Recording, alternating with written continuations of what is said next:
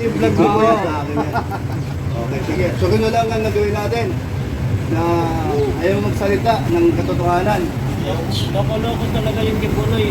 Kaya itong darating. Pahamak talaga yan si ito ha. Yun lang ang Tatakbo pa naman na Yun lang ang sabi ni Kuya Bro. Hindi ko iboboto yan. Papalabas ng kasinungalingan. Kaya nga, mahilig siya siyang pong violet yan ay. Ayaw, pero yan. Ito ang sasabi ni Kuya Bro. Umayos ka ha. Dito tayo kay Kuya Nel. Viral to si Kuya Nel eh. Kuya Nel!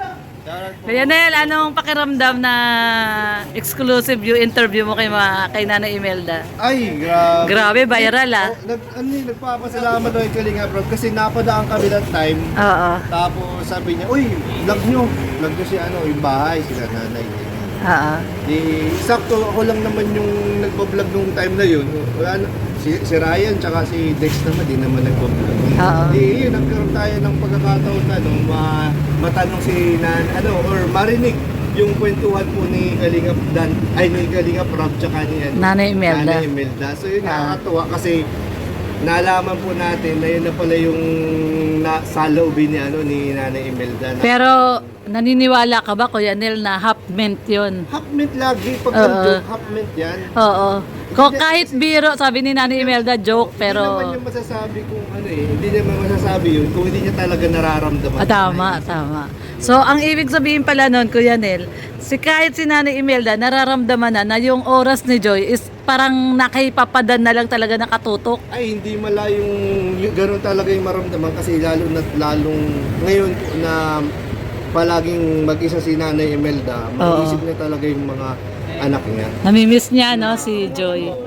Maramdaman niya yung namimiss yung niya. pagka-miss niya sa mga anak niya. At saka, it only means na talagang si Joy ay close na talaga kay Dad. Talaga, Na talagang yung oras nila talaga ay... Tsaka supportive naman si Nanay Imelda talaga. Oo. Right from the start, very Supportive. kay Dan at kay Joy. Ikaw, Kuya Nel, ikaw lagi ka naman kasama ng Dan Enjoy. Opo. So, pasigaw naman dyan talaga sa mga na-observe mo. Kasi minsan, sa bablog lang tayo nakabase. Pero kayo syempre, kasama. Yung mga behind the scene, no? Yung walang camera. Ay, iba talaga kasi dating last time kasi naalala ko na nag-try ako mag-share ng mga Oo nga nagka-issue. Ang pangit ng kinalabasan. Ang pangit ng kinalabasan. Oo. Parang tayo nabaliktad. Although maganda yung purpose mo nun, Kuya Nel, pero nabaliktad pa rin. Pero Oo. pangit pala yung ganun. Oo. Masyado pala minsan sensitive pong Mga supporters, mga followers, alam naman natin, no? So, medyo nagkambyo tayo ngayon. Oo, kasi kahit kami sa Team Brooks, nagkakambyo kami kasi... Paano yan? Hindi na namin maririnig yung sigaw mo. Siguro Oo. na lang, mga pakunti-kunti na lang na... wag na todo kasi... Yung mga safe lang, yung mga tama lang na... I-share, na pampakinig i-share. lang ng konti. Oo, na i-share. Mga safe lang na i-share. Safe na kinig ng content. Na pwedeng i-share. Pwedeng i-share. Siyempre, yung kagaya sinasabi ni Kalingap, yung mga labas-labas nila, karamihan ng mga labas nila, hindi talaga namin alam eh. Oo. Wala kami alam, mag-aalap na lang kami, may magsisend ng picture nilang dalawa. Oo. Tsaka kasi hindi naman binablog ni Dan yun eh. Oo, hindi Kaya binablog. yung kay Kalingap Ian, Oo. na nakita nila na... Magkaangkas sa motor. Oo, di ko rin alam yun. Oo. Si Jello Mags, nung Totoo pala yun. Oo, totoo. bumili ng Jello Nakita niya. Oo. Oo, totoo talaga yun. Parang mas pinipili na lang din nila na medyo private. Medyo Private, oo. Kasi siyempre, ang social media ay masyadong mapanghusga. Tama, It tama. means tayo, magiging private na din tayo. Hindi naman. Hindi na. Hindi naman. Hindi na mag-share. Hindi, joke lang. Joke lang. Kinabahan sila, Kinabahan tuloy yung mga viewers, no? Hindi kasi kami din sa Team Brooks ngayon, medyo katulad mo, cambio na, laylo. Kasi nga yung mga ibang supporters ayaw nang masyadong maraming sinisigaw, maraming nakikita, pinapakita kahit hindi dapat daw ipakita. So, laylo muna tayo, laylo. Butit. Hindi lang pala ako ang ganun. Oo,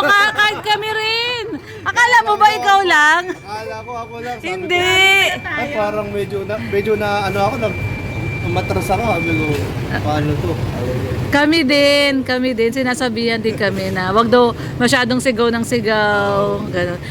Although, totoo yun, kaya lang syempre minsan nanghihingi naman din sila ng bulong. Kasi mismo Update. Mismo yung mga nagko-comment, doon ka na lang magbabase, magtatanong. Oo, nagtatanong sila. Hindi mo maiwasan sumagot din. Oo, tsaka syempre lalo na tayo, alam natin yung totoo.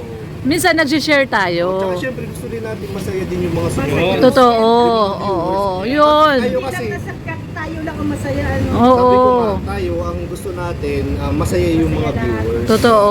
Hindi naman yung mga bashers ang hinaano natin, ang pinopromote natin. Tama. Yung kapakanan ng mga viewers din. Oo. Masaya din silang manood. Na kahit na hindi nila nakikita sa vlog, kahit na minamaritis lang natin, masaya sila. masaya. Tama.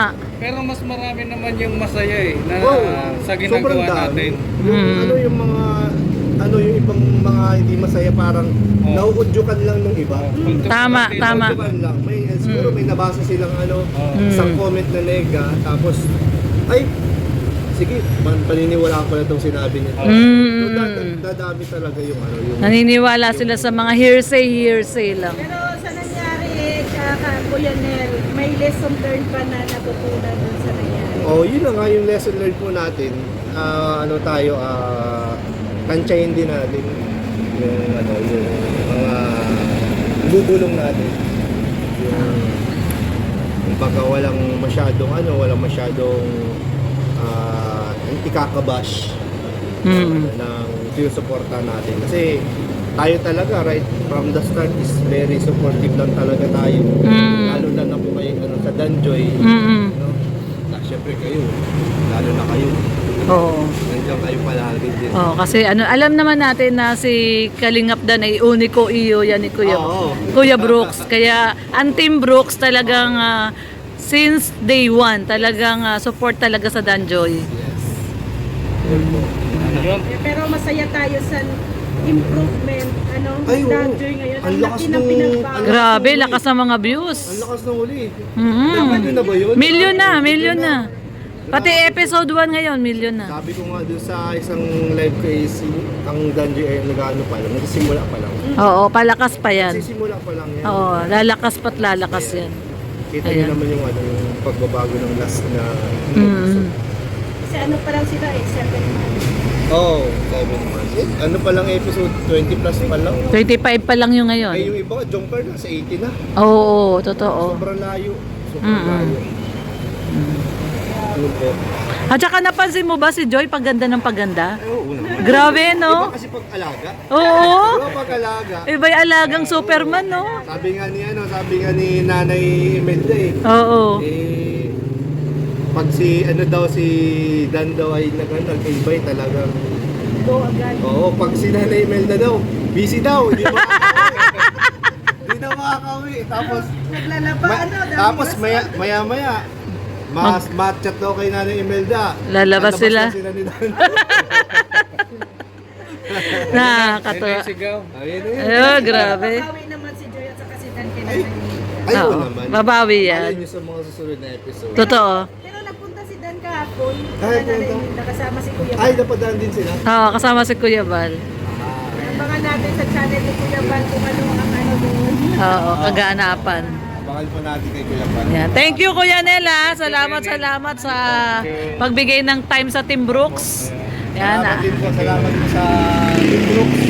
At sa lahat po ng sumusuporta po sa lahat ng ng Kalingap, Love Team. sa mga love teams. Yan. At sa, syempre po kay Kuya Bal. Oo. Kay Kalinga Prab. Oo. Yan. Maraming Salamat, Kuya Nel. po. Thank you po. Pwede ba tayo magtambay sa lanta? Pwede, malamig doon. Ayan guys, maraming pong salamat at hanggang dito lang po muna ang ating vlog for today. Ayan, at pinaunlakan po tayo ni Kuya Nel ng short interview. Siyempre, sa Kalam yan si Kuya Nel. At ito po ngayon ay papunta tayo doon sa apartment ni Papa Dan. At abangan nyo po ang mga susunod na mangyayari. Pero for now, yan lang po muna. So maraming pong salamat sa mga hindi pa po nakadikit sa ating YouTube channel Lorny TV.